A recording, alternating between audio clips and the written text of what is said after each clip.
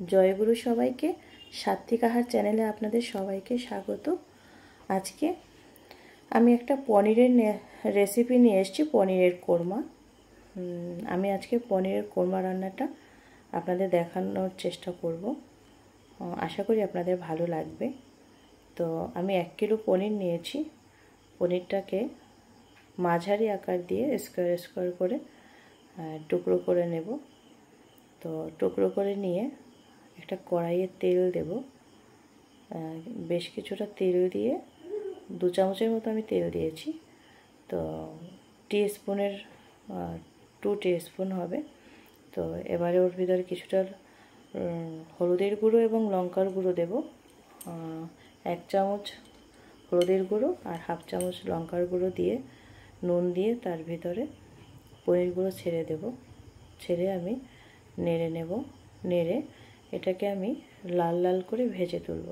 খুব বেশি ভাজবো না, শক্ত হয়ে গেলে পনিরটা খেতে ভালো লাগবে না। তাই মিডিয়াম আঁচে রেখে আমি একটু লাল লাল করে, যাতে শক্তও না হয় আবার একদম নরমও না থাকে, সেভাবে করে আমি এটা ভেজে তুলে নেব। আচ্ছা, তুলে নেওয়ার পরে কড়াইয়ে যে তেলটা থাকবে আমি ওই তেলেই রান্নাটা সারবো।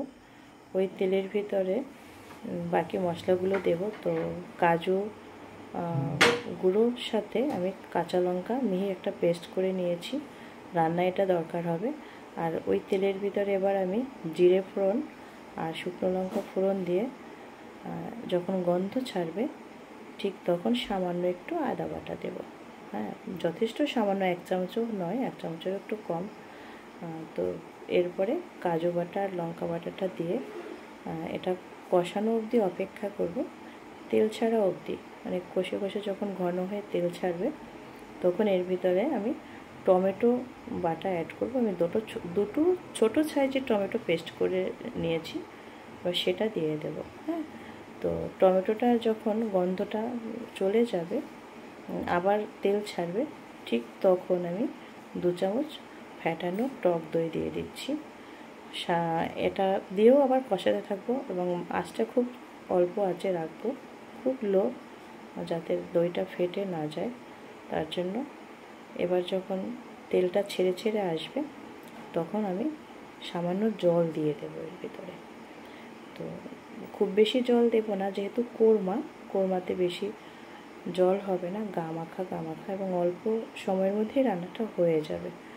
তো গরম হওয়া পর্যন্ত অপেক্ষা করব। তারপর আমি ভেজে রাখা পনিরগুলো এর মধ্যে দিয়ে দেব। সামান্য আমি চিনি দেব। টক দই, টমেটো এসবের জন্য, ব্যালেন্স আনার জন্য আমি সামান্য চিনি আর পরিমাণ মতো নুন দুটোই দিয়ে দেব।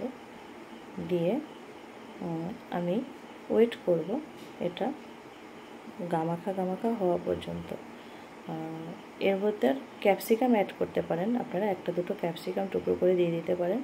এবার গরম মশলার গুঁড়ো না, শুধু এখানে জিরে, ধনে, শুকনো লঙ্কা, দারুচিনি, এলাচ এগুলো টেলে গুঁড়ো করা সেই মশলার গুঁড়োটা আমি 1.5 চামচের মতো দিয়ে দিয়েছি। এবার বেশ কিছুটা আমি কাসুরি মেথিটা আমার ঘরেই করা, মেথির সিজনে ওগুলো পাতা ধুয়ে শুকিয়ে এটা করে নিয়েছিলাম, সেটা দিয়ে দেব। দিয়ে যখন গামাখা হয়ে যাবে, কাসুরি মেথি দেওয়ার পরে 1 মিনিটের মধ্যে আমি এটা নেড়ে চেড়ে নামিয়ে নেব। খাওয়ার জন্য উপযুক্ত হয়ে গেল আমার পনিরের কোরমা। সবাই ভালো থাকবেন। জয় গুরু।